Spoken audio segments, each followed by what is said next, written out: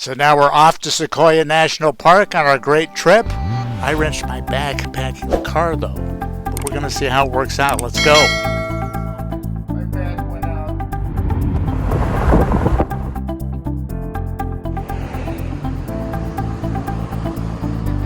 So it's Pat Pattison, and I'm here with Gena Bulmer.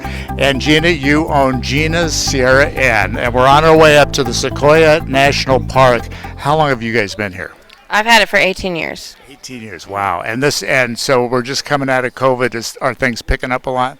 They are picking up, yeah. It's better. It's nicer. I mean, it wasn't so bad last year because I had all the patios, you know. So you were able to have people outdoors. Is it almost exclusively people that are going up to the national parks? Most of our travelers are from different countries, and when they shut them down, it really shut us down. But also our people in the United States can't go abroad, so they started going other places. So we still did good last year. I mean, not terribly good, but, you know, better than most.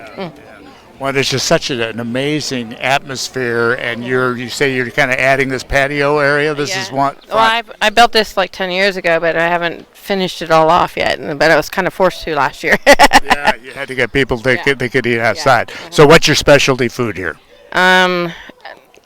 It's hard to say everything because I've been cooking since I was 16. So I just picked out all the best things, and if I could, I'd make a million things. Okay. So when we head up into the Sequoia National Park, what should we make sure we go see? Well, you're on the Kings Canyon side. I understand. Yeah. The Kings Canyon is like an unknown gem. It's like way beautiful. It's like, but most people don't even know it's there because the Sequoia is very widely advertised. So if you're going to Sequoia, go to General Sherman. It's pretty amazing. Go to Crescent Meadows. You could drive through the tree, and down in there though you can find the deer and the bears. Yeah, get pictures. Wow! And do you have those kind of visitors up here? Yeah, oh yeah, yeah. And any exciting stories? Well, you know, when we had the rough fire, 2015, the bears and stuff were getting chased out, and one of the bears ended up in one of the compactor trash cans. And he made it. The guy gets down there, dumps it out, and outruns a bear. Oh my God, that is wild. That is wild. He was a little melted, yeah. Wow. But he was hungry, you know. Wow. Well, Gena Bulmer, I appreciate your time. We're here at Gena's Sierra Inn. Check it out on your way to either Kings Canyon or Sequoia National Park. So we're here at Gena's Sierra Inn, up at the mouth of the Kings Canyon National Park. And I'm so excited. We've got a bunch of people that make wine here. This is unbelievable. And mead. So we're going to go down the line here, and hopefully I won't be drunk by the end of the we're not doing wine tasting, but I haven't. Okay, so let's go through real quick. And you're Jennifer with Riffelhof Vineyards. Right, and we know Gena. I'm Gena. And you serve the wine. Yeah, I serve their wines here, yeah. Okay. And Kirsten with Delilah Ridge Winery. okay. And I'm Tom of Riffelhof Vineyards. Okay. I'm John. I'm the mead maker. Okay, so here we go. We got the whole group here. Now, let me ask you, tell me about the local wine scene here. They have their unique terroir and climate, and we're trying to get people to think this is an area. We have our own AVA, and think of us as, well, a destination. Okay. And enjoy what our product is. And are people, I mean, I know all about the Central Coast, and we know about other areas, which you probably hear all the time. So are people just now starting to discover this area, or has it been a while? Honestly, my husband and I are new here. We've lived in the area about 2.5 years. We're brand new. We opened up our winery about 4 months ago. We're open by appointment. So, I mean, as far as comparison to previous years, unfortunately, I'm the wrong person to ask that. But, you know, we are getting a lot of visitors from the Bay Area and from LA who are trying to get out of town, especially with COVID. I think people are just trying to get out of the house right now. But we have started to see more people coming that are flying in. So hopefully we'll get a little bit more. Airbnb at their and we do have an Airbnb as well. And what's the name of the Airbnb? It's the Delilah Ridge. It's called the Mid-Mod Guest House at Delilah Ridge Winery. Incredible. That's great. So tell me about mead. Well, mead is a alcoholic beverage that is made from fermentation of honey.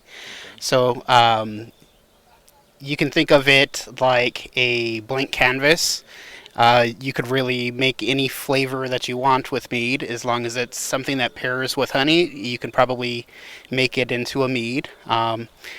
And we love introducing it to the area, and we're the first meadery in Central California.